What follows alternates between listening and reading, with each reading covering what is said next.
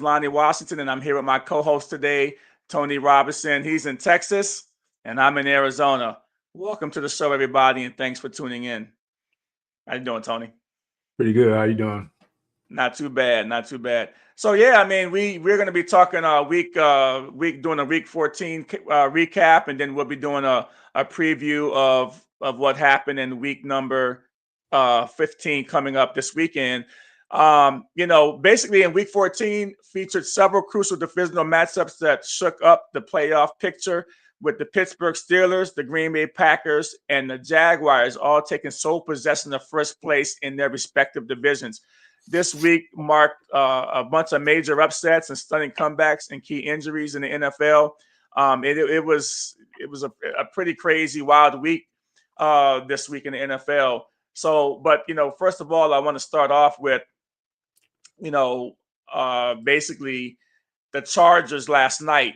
The Chargers win 22-19 over the Eagles in overtime, and Jalen Hurts had 4 interceptions and 1 fumble in the loss. I I saw Jalen Hurts for the first time in I don't know if NFL history, I'm not sure, but he had 2 turnovers on one play. He threw an interception, and then the guy fumbled the ball for the Chargers, and then he got the fumble, and then he fumbled the ball over back again to the Chargers. It was the weirdest thing that I've ever seen in a game, and it was really pathetic. And in this game, Jalen Hurts, even though Barkley had over 100 yards rushing, he looked actually pretty decent.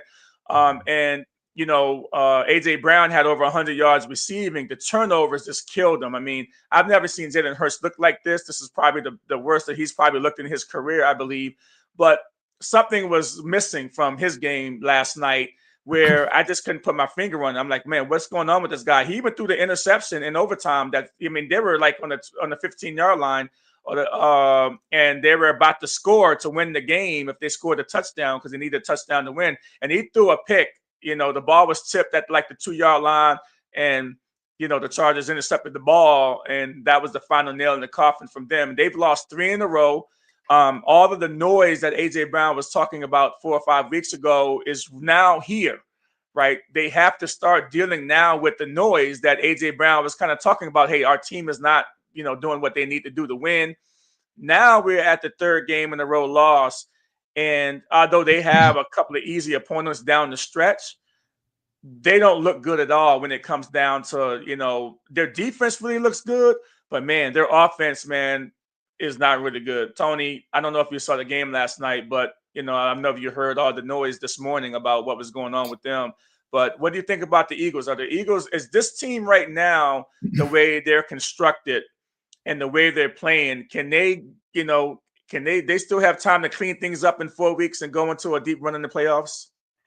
Yeah, I don't know, because the way, like you said, like Jalen Hurts is playing, the way he's playing, they're gonna go as far as he takes them.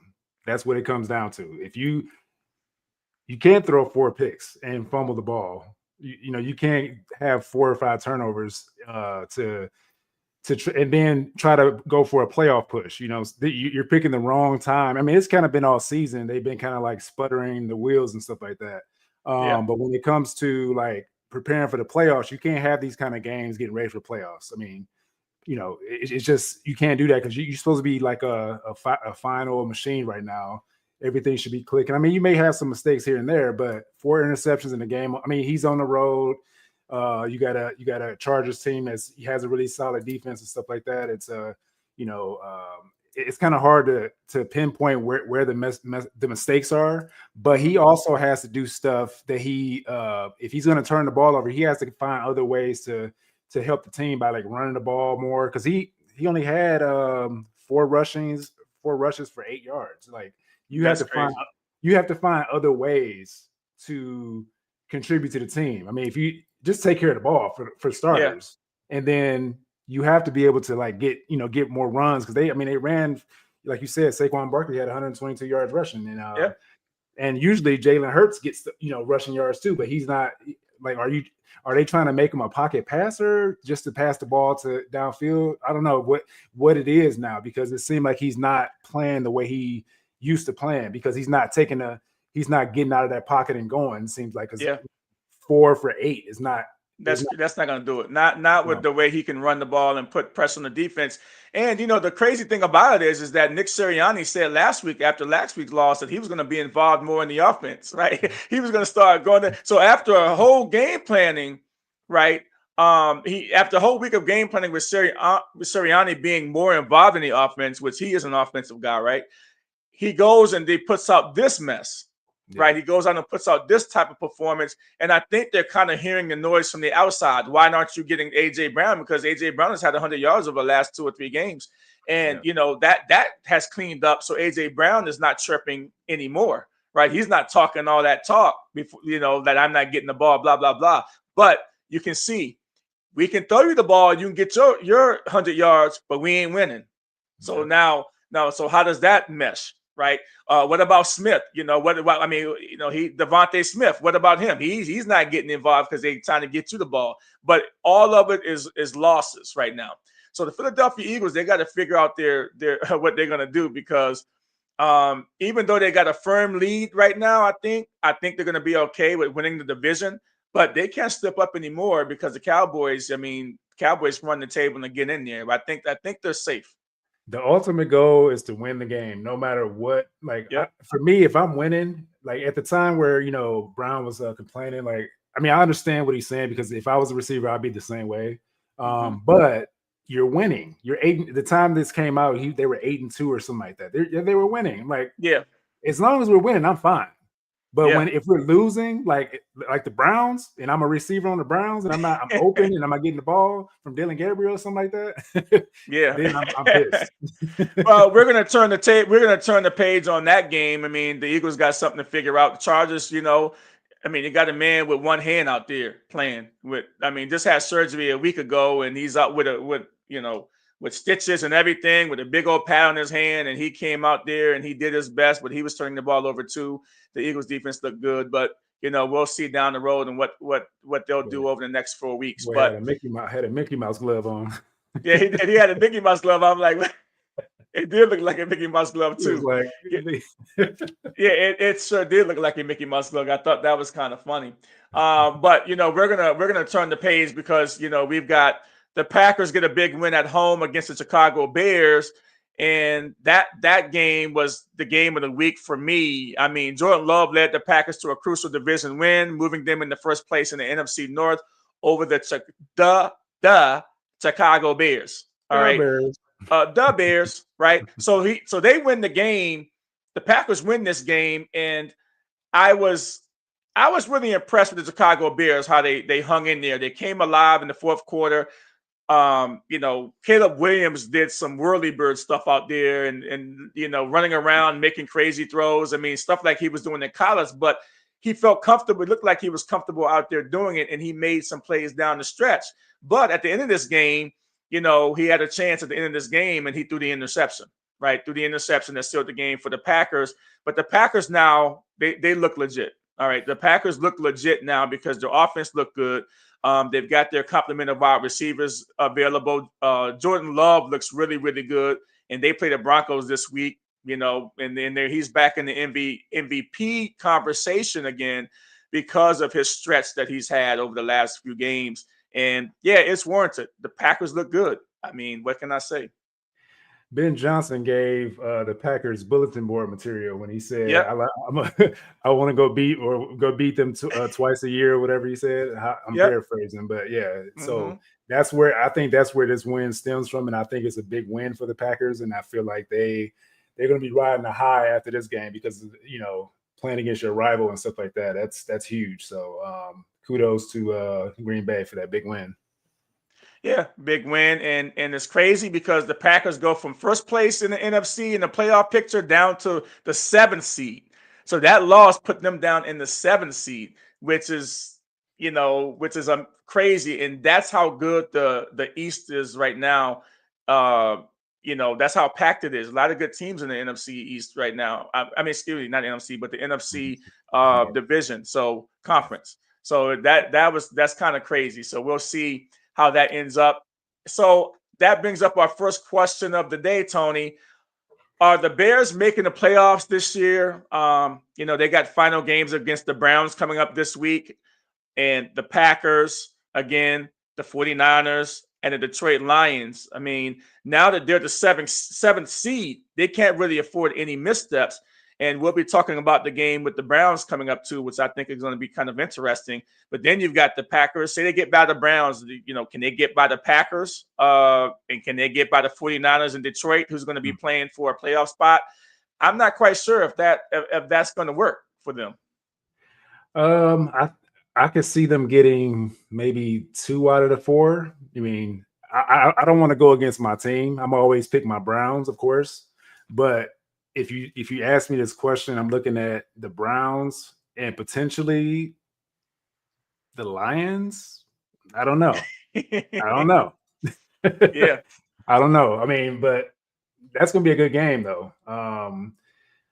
It's hard to tell. I mean, they got a shot, but I don't think they can beat the Packers again. I don't think they can beat the Packers because the Packers at home, maybe they can pull something out. They're going to be going to the Bears to play the Packers again. Yeah. So the Browns travel this week to them, and then the Packers, and then you got the 49ers, the Lions. Man, they've got a gauntlet there the next 4 games. And remember, they already are on the last place. They have the last spot right now. So they're not leading the North anymore. So they have the last spot right now. So that means that's going to be a tough gauntlet, right? And the only reason why I picked the Browns because I don't feel like they want to win because the way that they've been. We're gonna get into that later, but yeah, how they've been playing these last couple games, the sabotaging going on. So yeah, I think overall, I don't. To me, I think that the Bears might not make the playoffs. I'm gonna go ahead and say the Bears aren't gonna make the playoffs only because of this. The Browns, they might get by potentially, but the Packers again, and then even if they get by the Packers, they've got the 49ers and the Detroit. With Detroit, the win, it could be a situation to where the Lions, the winner of the Lions game. And the last game of the season, the Bears and the Lions, that might be for the last playoff spot. So, assuming that Dallas, the Lions don't get a couple of more wins. Well, they're playing at home, so they got a shot there. That could with be Detroit. Detroit. They play at home, so you got Detroit out of the dome.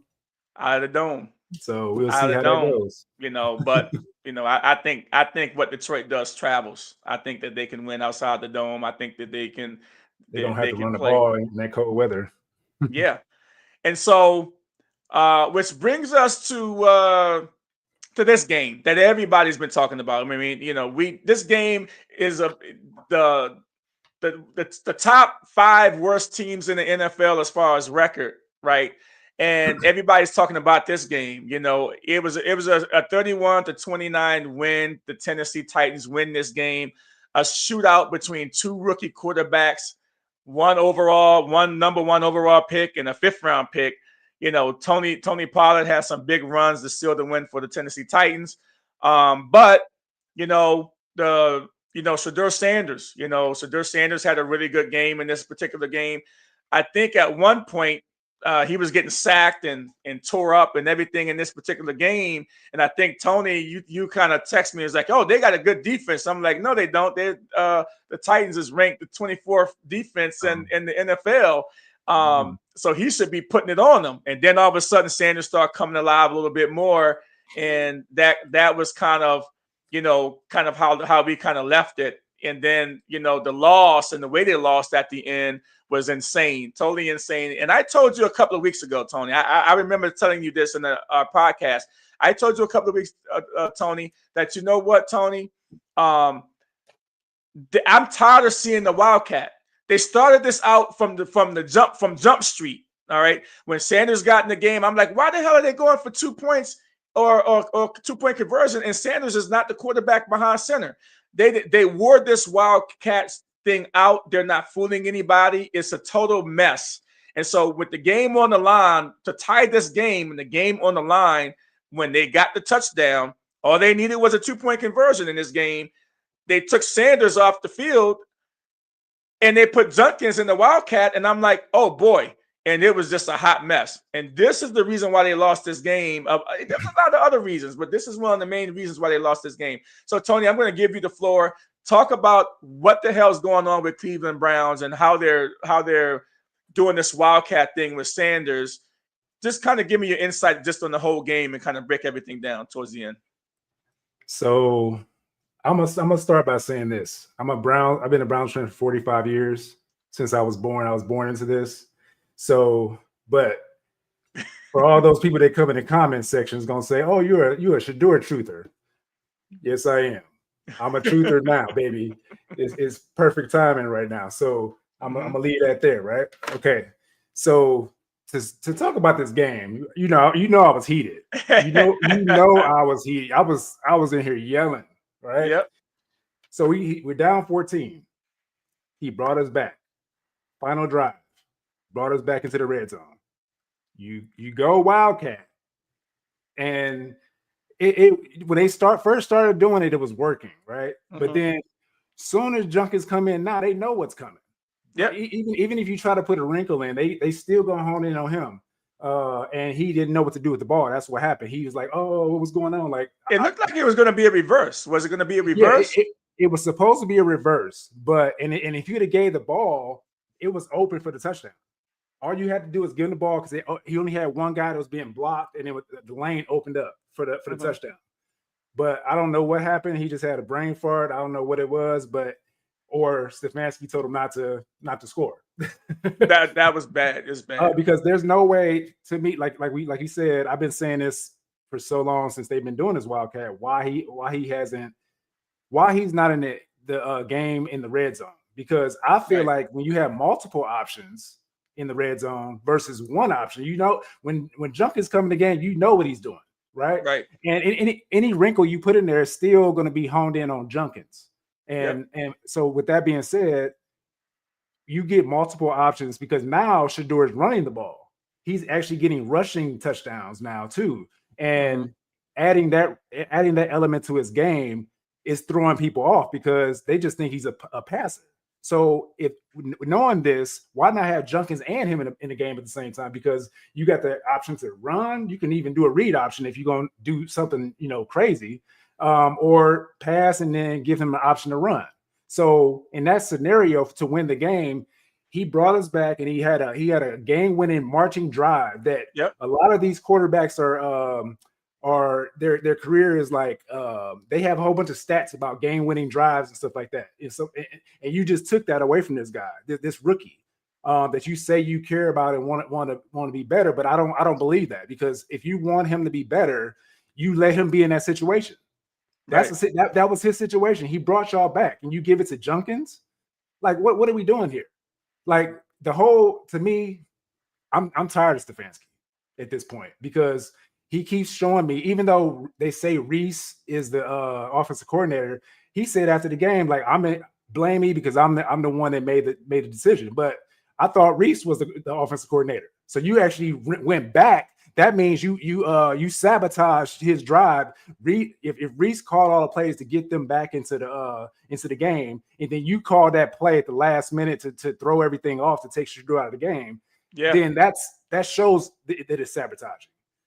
And just like the previous game, you're gonna go for it on 4th and 1 on our side of the field, and then San Francisco just went on a run because you gave them the ball right at the damn goal line. Excuse my language. Yeah. But it's like when you got that, it's like it's constant like sabotaging. And I don't come from me in the comment section. I don't care, because that's how I watch every game. So explain to me who goes, because I don't think Stefanski and Shedeursanders can exist for a full season.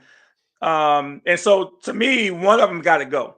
Either they can trade. Well, now I can see that he can be trade bait. They can trade Sanders to any other team now. He's got enough on tape to be developed. So, and then Deshaun Watson is going to be healthy next year. So what gives in Cleveland? Is Stefanski going, or can Sanders coexist with Stefanski's offense, and Stefanski believes in him? And let's just go back and say this. Stefanski has come out and said yesterday that Sanders has earned the right to be his starter through the rest of the season. So he's got the ball the rest of the season. So is that Stefanski, somebody beating Stefanski over the head, or Shedeursanders is like, yo, I'm going to force your hand. So either you're going to let me play through my play, or you're going to be gone. So I don't even know what's going to happen. So what do you think, Stefanski? Because I don't think they can exist on the same team for a whole season. Who goes? So let me start here. We got a big old stadium being built, an indoor stadium, right? You got this indoor stadium, right? What better person to put cheeks in the seats? Shedeursanders for the future. Like this is how I think about it. It's the future of the organization, right? So with that being said, the reason, I mean, you can for the Stefanski comment of like him playing the rest of the season, he has the save face because he's being like, he has egg on his face right now. Like he's like, oh, I mean, I didn't know he's going to do this or whatever. I mean, we knew who he was. We knew who Shedeur was when he was getting drafted. Everybody, Mel Kiper, all these guys were talking about this kid, talking about how good he was and how he should have been a first round pick. But people will talk about it in the comment section. Oh, he's a fifth round pick. He's not that good. Like, shut up. And we see it. We see that he's good. And it's just so annoying that and I feel like, to answer your question, either Stefanski has to go or he has to do something like he got to get rid of Dillon Gabriel. Dillon Gabriel has to go. If he gets rid of Dillon Gabriel, then I can see that he wants to keep his job with the Cleveland Browns because he sees the future or whatever. I don't know, but Dillon Gabriel has to go because you got his wife in the on social media talking smack about the team wants Dillon Gabriel to play. I'm like, in what world was that?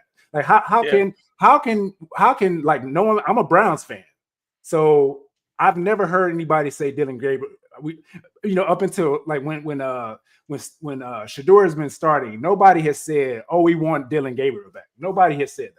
Like that doesn't make any sense. Why would even any of his teammates say this when they know he's behind because Shedeur didn't get the reps. So they know he has like a ramp up period to get this, to where he needs to be. Like there's no like logical reason why Dillon Gabriel would be the man. So to answer your question again, I think the only way Stefanski stays is if he buys into the Shedeur, because it's going to take over. Like Shedeur is already taken over. Like maybe the owner and the GM was like, dude, you got to start this kid the rest of the year.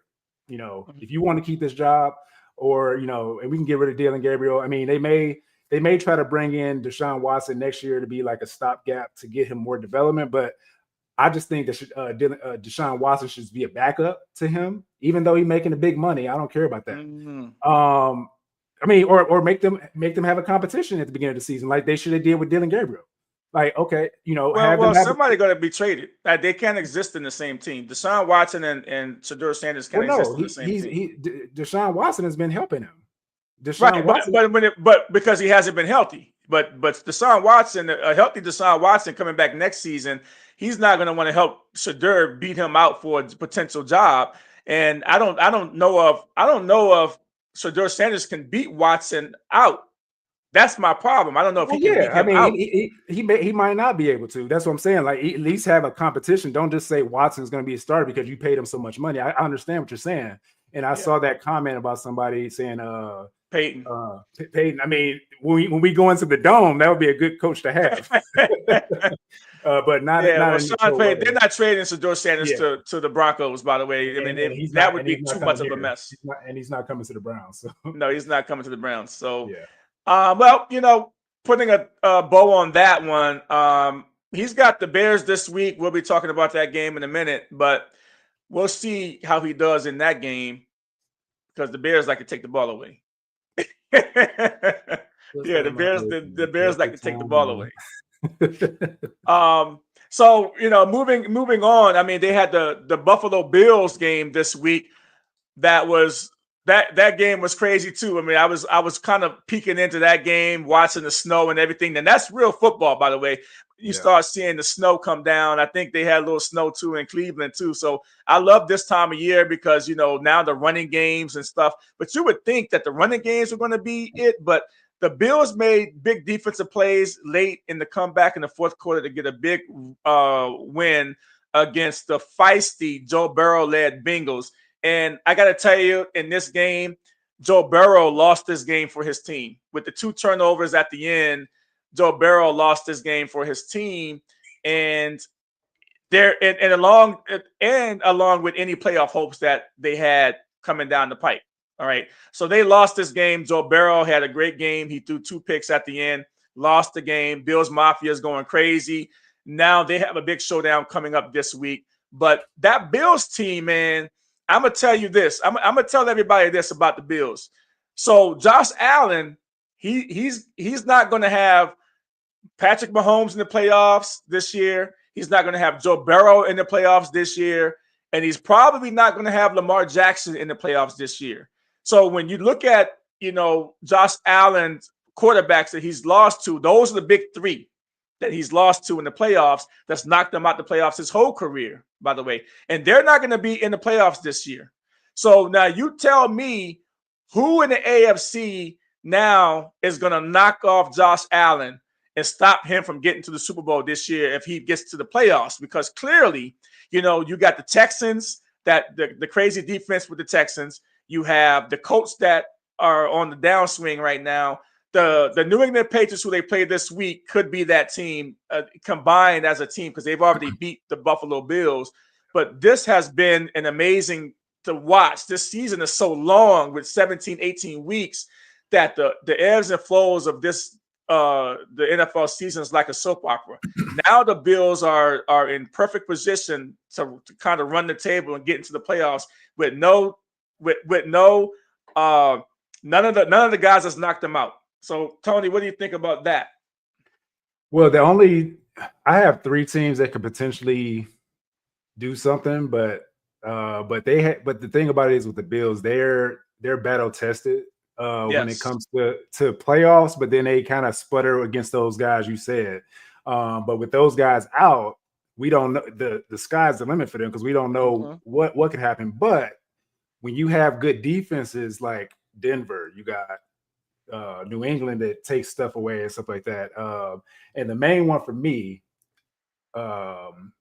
you got Houston too, but I think Denver is the wild card here because their defense is so stout. And we don't know how their offense is going to play when the playoffs come. And the Buffalo Bills have been giving up a lot of rushing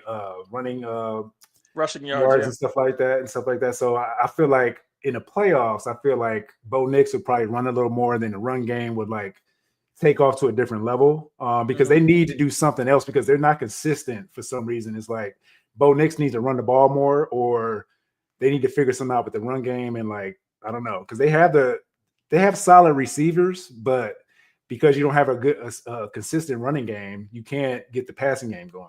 So, and they play in the cold weather and, mile high and stuff like that, but it depends where they're playing too. If they're playing in Buffalo, it's going to be hard to win in Buffalo. Yeah. And so, She Loved Me on Payday had said the Bills curse is real. They will never win a Super Bowl because their stadium is built on a Native American burial ground. That's well known since the 80s. Wow. That's a hell of a statement. As a Commanders and Redskins fan, She Loved Me on Payday. A lot of people thought that's why the Redskins couldn't win because they have the Redskins name and blah, blah, blah. But they won most of the Super Bowls with the Redskins name. Okay. So, they took the name away. We know that whole story of how they took them. Now that they're the Washington Commanders now. And, so we already know how that is. But I'm not quite sure that is going to hold true. It could. But, now we're talking theories here. So, I don't know if that's real, but I think that this year, if they get into the playoffs, they have a real chance to win because I think that they don't have those quarterbacks. They got a bunch of young quarterbacks that's coming in that has C.J. Stroud has been there the last couple of seasons, but that with that defense that they have over there, and and Lawrence is in Jacksonville, he's too unpredictable. He's too unpredictable too. So I think that, there could be a clear path for the Bills to get in the Super Bowl this year because, his nemesis that have knocked them out the playoffs the last 5 years is not there anymore. So we'll have to see how that pans out. We would normally take our break, but we're going to keep running, right? We're going to keep going. But at the end of the day, we'll see how it really pans out, guys. I don't know how this is going to pan out. So, we're gonna head into start looking at some week 15 stuff. And, week 15, give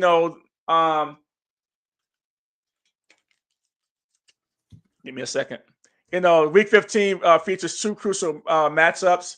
as teams jockey for playoff position and the division titles. Key games this week is the AFC East battle between the 9-4 Bills and 11-2 Patriots.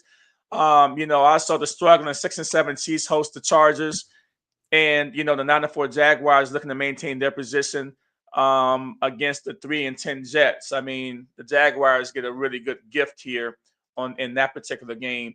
But when we start to really look at games, when we start looking at games this week, we have the Bills at the Patriots. So, my buddy Danny Bro there, that's a Patriots fan that was on our podcast like 5 weeks ago. He's a big time Patriots fan, and he's basically saying that he thought that they were going to split, that they were possibly going to lose this game. I'm not quite sure what he thinks about it now, but boy, you got the Patriots coming off a bye this week. I'm not sure what the line is in this particular game, but this game here is going to be crazy. It's pretty much even, -1.5 for Buffalo. -1.5 for Buffalo going into New England, and New England's coming off a bye week. And I think the Patriots are going to be ready for them. I'm picking the Patriots in this game, but I'm cautiously picking the Patriots only because the Bills are playing really good football right now. And they're battle tested, and Josh Allen and all those different things. They have to run the ball. They can't get too pass happy. But this is the time of year where you have a guy, Josh Allen, that's making $50 million plus a year. This is what you pay this guy for. And if the Patriots win this game, man, you have to really start looking at the Patriots going potentially deep in the playoffs, because they would have beat the Buffalo Bills twice, and they could meet them a third time in the playoffs potentially too. Yeah, Bills Mafia. I like everything that y'all do and stuff like that. Don't come after me. Don't come after me, Bills Mafia. But I think the Patriots going to take this game. It's going to be a close one. I think he's probably win by a field goal. Yeah, I got Patriots in this one. Man, yeah, it's going to be a good game. I don't. Man, it's going to be one to watch. I'm going to pick the Patriots, but I don't count on Josh Allen. I hate to go against Josh Allen, but the Patriots play great team ball as a whole, and their defense is suspect. And I think that the way the offense of the Patriots is playing with their running game and everything else that Drake May is doing, I think he's going to present a lot of problems for the Bills. But we'll see. So now we're going to be looking at the Packers at the Broncos. Now, this game here is going to be a really good game. I mean, the Packers need this game more than the Broncos need this game. The Packers need to win this game, and they're going. And remember, the Broncos are coming off a bye week also. So no, the Broncos aren't coming off a bye week. Excuse me. Well, I would say they're coming off a bye week because they played the Raiders. They played the Raiders this week, so it's kind of a bye week. It was a tune-up for this game. But the Packers going in to play the Broncos, and now we're talking about Jordan Love. Jordan Love now has gotten himself back into the MVP conversation because of the last 3 games that he's played. He's been hot, not turning the ball over a lot. And, you got Jacobs, too, running the football hard like he did against the Bears. And now they play a tough Broncos defense. Throw the weather out. The weather is not going to be a problem for either of these teams, because I would tell you that probably Green Bay is probably colder than going to Denver. But throw everything out the window in this game. The Packers at the Broncos. I'm picking the Packers only because 2 weeks ago the Broncos went into Maryland and barely won a game in overtime against the horrible Commanders that I haven't even talked about because they got blown out this week. So the Broncos struggled with the Commanders in overtime a few weeks ago. Now you got the hot Packers going to play the Broncos. I'm picking the Packers in this game. Okay. So I'm taking this. Okay, so we can throw the weather out there because Packers throw that out because they both playing cold weather, but you got that mile high. That mile high is going to be different for the Packers. I mean, I don't know if that's going to play a factor. I think that Packers still can do. They can still do their thing because all they got to do is run the ball or whatever. Do what they do, but I think this is going to be a low scoring game, really close, and it's probably going to be like a field goal winning game or whatever. But I'm going to take the home team, the Broncos. Because Man. I feel like the passing game is not going to be able to get off like it does against the Raiders, those other teams and stuff like that. With this Broncos defense, they played really well, and I think that's where the Packers kind of, unless they run the ball a lot more, that's the only way they can actually get some balance and stuff like that. If they can't run the ball, if they can't run the ball, then the passing game is going to suffer. Yeah, I mean, I'm picking the Packers to win this game. I'm kind of riding them a little bit right now because of that defense they have to. Parsons, he causes a lot of problems, and Bo Nix, Bo Nix is he's okay, but he's doing enough to win. But I think that they're going to get after Bo Nix. That Mile High is going to slow that defense down. Yeah, I don't know, man. I'm kind of leading towards the Packers in this game. So we'll see. We'll have to see how it pans out. But Packers, I think you're going to probably get a win in this game, in a close game. 3-point game either way, I believe. Also, so I don't even know why we even talking about this game. The Browns at the Bears. But one of the reasons why I'm talking about this game is that everybody, and this is why I say the Bears aren't going to make the playoffs. As good as their offense have been, and Ben Johnson and Caleb Williams has been pretty solid, the Bears is 26th in the league in points allowed and 27th in yards allowed, but they're number one in takeaways. This is how the Chicago Bears have been winning these games. Caleb Williams has had 5 comeback wins, within the last 5 minutes of the game. You can't keep winning like that, first of all, right? It's hard to win like that. We saw the Commanders. Commanders won like that last year. They can't win like that again this year. And so the Chicago Bears have been winning off of those turnovers and winning off of Caleb Williams' comeback wins in the fourth quarter. But that defense is a little porous. And this defense might be worse than actually the defense that the Titans have. The Titans defense might be better. Listen to this. A 2-win Titans team defense might be better than, from a stats perspective, than the Chicago Bears defense. And we saw last week that Shedeursanders had 74 yards passing or whatever. He had 364 yards passing last week, 3 touchdowns, 1 interception against the Titans defense. But the difference is that he didn't turn the ball over a lot. He had 1 turnover, 1 interception. So, Tony, tell me how the Browns traveling to the Bears, how do you think first Shedeursanders is going to do in that Bears environment? And tell me, how do the defense of the Browns finally wake up after horrible 2 showings the last 2 games and finally stop the Bears to get an upset win? Because believe it, this will be an upset win if the Chicago Bears lose this game. So I feel like Shedeur, everything he's doing right now is putting on a show, because it's proving people wrong. So he's on a tour because the Bears passed on him. Even though they already had their quarterback, every team in the NFL passed on him. So he's on a revenge tour this early in his career. So I feel like he's going to go into Chicago and do something similar that he did against the Titans, because, like you said, they give up a lot of points, but I feel like he's going to take care of the ball a lot more. As long as he doesn't fumble the ball. I don't think he's going to pass that many interceptions, but if he doesn't fumble the ball, because they do have a good front that gets in and they do and stuff like that. But for the defensive side, when are y'all going to? They have to show up. Like you've been heralded the top defense in the league for most of the season, and then they showed up for Dylan Gabriel. My point is they showed up for Dylan Gabriel. This is what I've been saying. Every time I'm talking in the comment section on all my Browns podcasts, like, y'all picked a great time not to show up when Shedeur starting. Like it's crazy. Like when Dylan Gabriel wasn't doing anything, nobody was yelling at him, going at him, berating him on the sideline like Judy did. And the defense played lights out. And all of a sudden, maybe because it's cold outside, they don't want to hit no more. Usually when it's cold outside, nobody want to hit. But you playing in Cleveland, this is what it is. Did Garrett get a sack last week?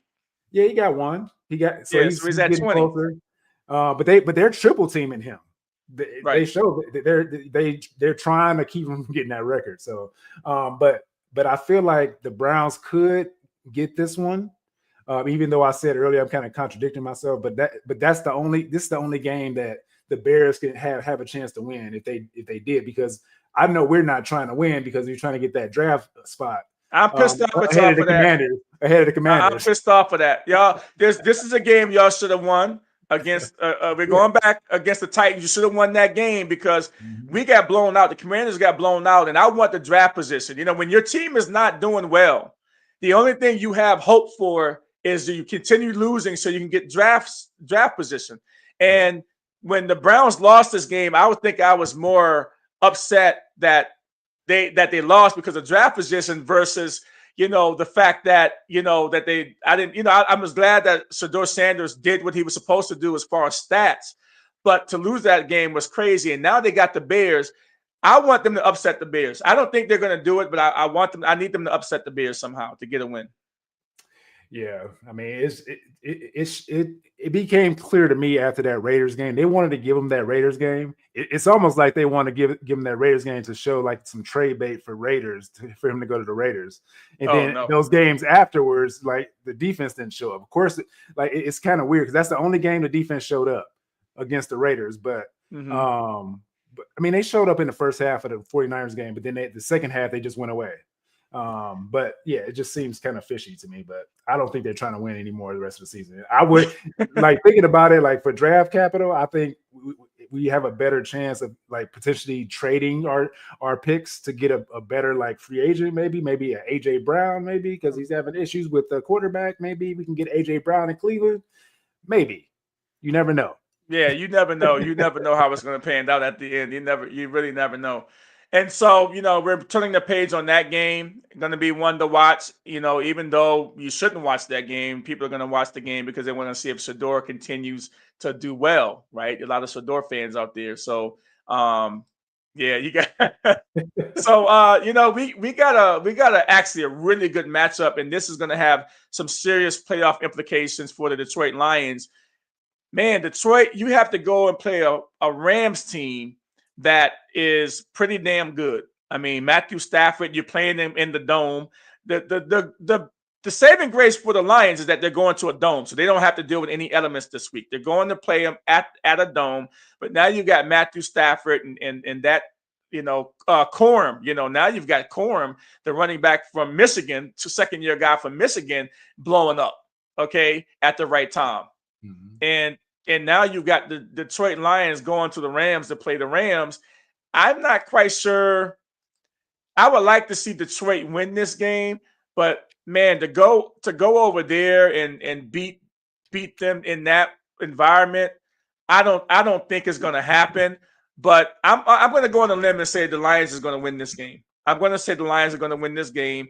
I think that it's going to be a tough game. They need to win this game. Detroit does. So, what do you think about this game, Tony? Well, Corum has always been a solid back. Even last year, he's coming in from Kyron Williams and stuff like that. They kind of like the two-headed monster. But I feel like it's gonna be tough for the Rams because if they get into a shootout, they got Puka Nacua. I mean, it's gonna be crazy. It's gonna be a crazy game. I think it's hard to pick this game. Yeah, it's going to be wild. But I don't know what the line is on this game either. It's minus 5.5 for the Rams. 5.5. What? Wow, that's a big number. Minus 5.5. Yeah, I mean they going with the home team on this one. I mean, wow. I don't know. I don't know. Well, it's going to be maybe because, I mean, for me, it's a revenge game for the quarterback, for Goff. Like, he's going back to the Rams. I don't know. I mean, they know him, and I feel like they're going to take him out. I mean, I think he's going to – I don't know. He's probably going to sputter his wheels. I don't know. That's probably what they're banking on. That's why it's a minus 5.5 because, I mean, there's no other reason why you would give them 5.5 unless they know something we don't. Of course, they usually – Well, they do. They make all the money. They got all the analytics there in Vegas, and the odds makers are gonna figure it out with that particular game. But boy, that's gonna be a really good game to watch. But the total is 55.5, so it's gonna be a shootout. It's gonna be a shootout, yeah. Yeah. It's going to be a shootout game. We'll see what happens in that game. You also have the Vikings at the Cowboys. I mean, the defense of the Vikings create all kinds of issues. The way they blitz and the way they do things. McCarthy had his best game last week against the Commanders. I'm not quite sure if he can continue to maintain that. It was just a bad Commanders team that he played against, and a bad defense, bad offense all the way around. So, but I think this game's going to be closer than what people really think, because they blitz a lot. The Vikings blitz a lot, and their defense can play very well.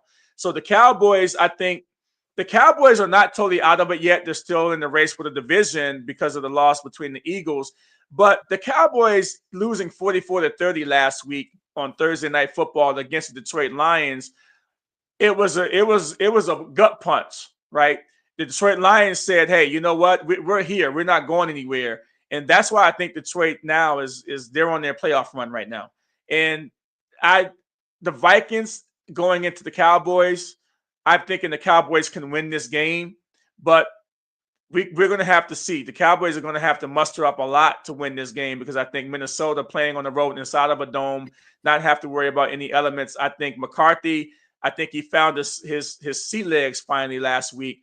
And I think that, the Cowboys will win, but I think the Vikings aren't going to go down quietly in this particular game. Well, yeah, Vegas has Cowboys winning -6. So they think they're going to win going away then. Wow. But when you got CeeDee Lamb out with the concussion protocol, they're trying to say he's going to come back, because you know how Jerry, he's probably going to push him to come back maybe too early. Because he did hit that ground hard. That was crazy.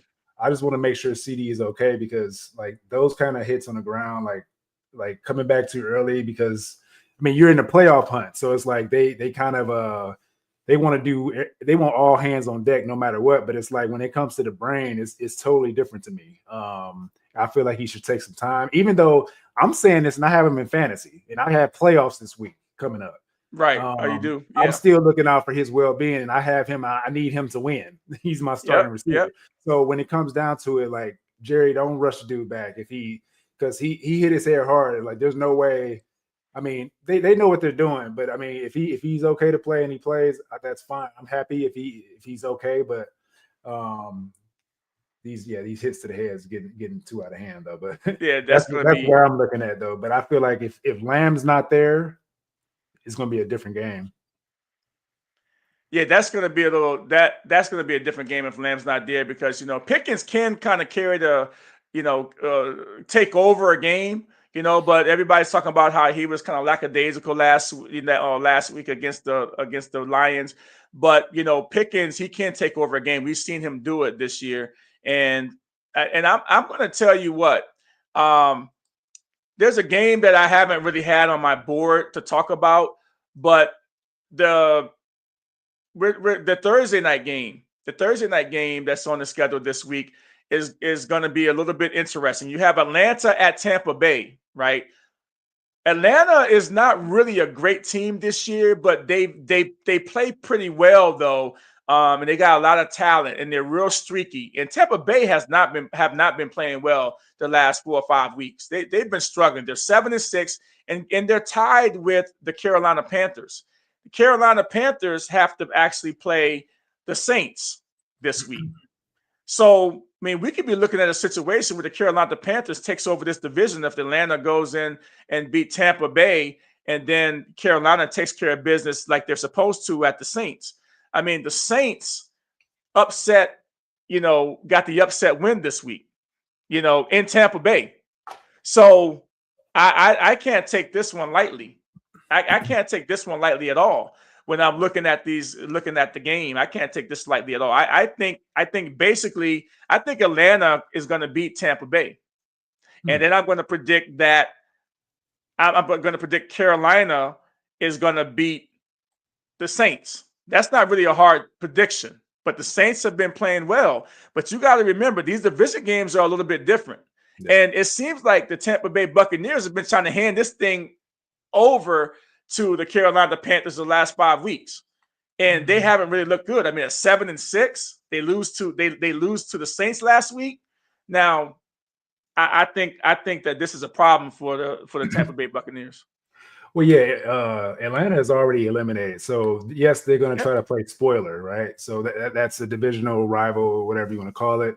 But the reason why I believe that Tampa Bay has been, it looks like they're giving it to Carolina Panthers only because injuries. Mike Evans is supposed to come back this week. So when you have all these injuries that happened, they have most of their receivers have been out like at some points of the year. So I feel like if we can get Mike Evans back, I mean, I said I'm not a Tampa Bay fan. I'm a Baker fan. I'm a Baker fan now of all people. Yeah, Yeah, Mike Evans is back. If Mike Evans is back, this team is back to normal to me. Because you got Bucky Irvin back. Everybody, the band is coming back together, and I feel like they're going to start making this push there for the playoffs because like you said, Carolina's like scratching at their heels, like trying to get them to pull down and whatever. But Carolina should beat New Orleans, but New Orleans has been playing well, so that can be a toss-up too. So depends on what Carolina team you're going to get. Yeah, I'm just reading some of these comments, just going back a little bit. It says, Rasta Dread MK7TP says, I agree with Tony. Mile High is not going to help them at all. So yeah, I mean, Mile High might not help them. Yeah, I mean that's what I'm saying. Like they gonna slow down a little bit. They're gonna be huffing and puffing, and they're gonna have to go get on that the air oxygen machine, the oxygen machine. The oxygen machine. They might get on the oxygen machine, and Bo then Nix gonna be running them. and then Tone BC Waka. I'm sorry if I mispronounced it, but you can see it on the screen. Dak Prescott, 300 yards, 3 TDs versus the Vikings. I don't know. I mean, the Vikings defense, though, man, is a little tough. I mean, especially without a CeeDee Lamb, I don't think Dak will have 300 yards passing. Well, they're gonna try to push CeeDee Lamb to come back, but 300 yards. I mean, that means Pickens is going off, and then you got to throw the ball so you're back out of the backfield and stuff like that too, and the tight end too. On the blitz though, being blitz 60% of the time, you're gonna be blitzed 60% of the time in this game. Yeah. I mean, we'll see. I mean, I don't know. I feel like McCarthy's going to turn the ball over a lot and is going to give them more opportunities, and that's why that's probably how they can get that 300 yards. How Dak can get that 300 yards. So you're saying that is just the McCarthy is going to just turn the ball over to give them extra. We haven't talked about the Baltimore Ravens at Cincinnati. Baltimore at Cincinnati. I mean, Baltimore. We haven't talked about this game, how they really dropped the ball last week against the Pittsburgh Steelers, and now they're behind the 8 ball a little bit. And so you got Pittsburgh and Aaron Rodgers. They haven't been throwing the ball over 20 yards pretty much all season well, and they had like 2 or 3 passes over 25 yards against the Ravens defense last week. The Pittsburgh Steelers did. And now you've got, the Ravens that need a win going into to play the Bengals. And the Ravens, is something off about that team right now. I just can't put my finger on it. And I think it just might be Lamar Jackson's not healthy. Lamar Jackson might not be healthy, and the defense is not supporting him. And so now you go and play a mad team over there with the Bengals. And so I'm not sure what that line is, but that's going to be a tough game. It's in your wheelhouse because it's a AFC North division game, Tony. Who do you think wins this game? Because this is not a gimme game for the Baltimore Ravens by any stretch. I mean, the way I can't pick Baltimore, because the rivalry there, but it's mostly because of Lamar Jackson. Because I mean, I like Lamar Jackson. He's like one of my favorite quarterbacks that's playing right now, but he hasn't been playing like Lamar Jackson. He's been a shell of himself this year, and I don't know what it is. I don't know if it's the offensive scheme. Like these teams are getting caught up with what he's doing. They find out a way. They have a blueprint to how to stop him now. Yeah. And the whole team. And I mean, I don't know what it is, but I mean, I know Henry is going to get a lot more carries. I feel like he should get more carries. And if Henry's getting more carries against this weak Cincinnati Bengals, but Cincinnati Bengals have been playing good. Solid. Because when Joe Burrow came back, I think he lit a fire under their butts. and on they've the been playing. defense side too. Yeah, and he take. I mean, besides that last game, he threw some picks, but he usually takes care of the ball and like runs the clock down. It's like they possess the ball a lot longer. But I feel like still, Derrick Henry against that defense, I feel like he's going to run him over, and then hopefully Lamar Jackson's okay to run. But it seemed like he has an injury, like we talked about before. Yeah, because he's not running like he usually does. So it's like, what's going on with Lamar Jackson? Does he have an injury that he's dealing with? If he can run the ball, I feel like they can win the game. yeah. And one thing we didn't talk about that came out yesterday, which almost floored everybody and everybody, almost it floored everybody, is this. They reporting now that the Colts, and we haven't talked about the Colts, right? I think the Colts are done. I think the Colts are done. Listen to me. I think the Colts are not making the playoffs with the way that you see the Jaguars are playing, with the way that you see that the Titans, but the who I forget. The other team is playing over there, and that division is crazy. I don't think the Colts are making the team. So Philip Rivers to work out for the Colts today is crazy. Is crazy. Yeah. So you got a guy that hasn't played in 5 years, and you have a guy that is 44 years old, and because of the injury of all the quarterbacks on the Colts, everybody's hurt. Everybody. They have to try to do this. What do you think about this, Tony? This is crazy. So I was talking to my guy, his name is Dustin, and he's a Colts fan, and he was telling me it may be good for Phillip Rivers because they haven't really gave up too many sacks. The offensive line hasn't given up too many sacks. The only reason why he gets hurt because he runs the ball and stuff like that or whatever. But if they can protect Rivers, I mean, if he's still got an arm, I mean, I think because he's a high school coach right now, so I think he's feeling himself when he's playing with the high schoolers and he's dropping dimes and stuff like that. So he like, okay, let's take it like this. I feel like he's looking at LeBron and like seeing LeBron how he's still playing. He's like, older than LeBron, by the way. He's like, oh, let me see what I can do because LeBron's still doing it. Let me see if I can. It's a total different sport, but I don't know what lit a fire. I don't know what lit a fire under Phillip Rivers, but yesterday morning or whatever to want to go try out to have a workout. I don't understand it, but if he does well, if he gets them to the playoffs, or gets them through the playoffs and win a Super Bowl, it's a damn good story. I have a theory that I've been thinking about. Why don't the Colts call the Cincinnati Bengals and ask for Joe Flacco? Right? Well, why don't the Cincinnati? Why don't the Colts call the Cincinnati Bengals and say, "Hey, we'll give you a 5th rounder. We'll give you back a 5th rounder for Joe Flacco to come in this week and lead you to a victory." Because Joe Flacco can do better than any other quarterback that's out there right now, and they don't need them. They don't need Flacco, the Cincinnati Bengals, anymore. But the reason why, I mean, even Dustin, my friend, he says this. He's like, I don't want him back because he was there. He didn't do nothing when he was there.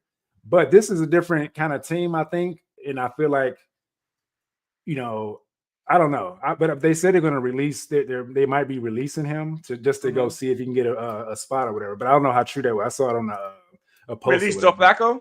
They may release him because he wants to play. Now that Joe Burrow's back, he wants to, I don't know if he's talking about getting released to go to a contender maybe.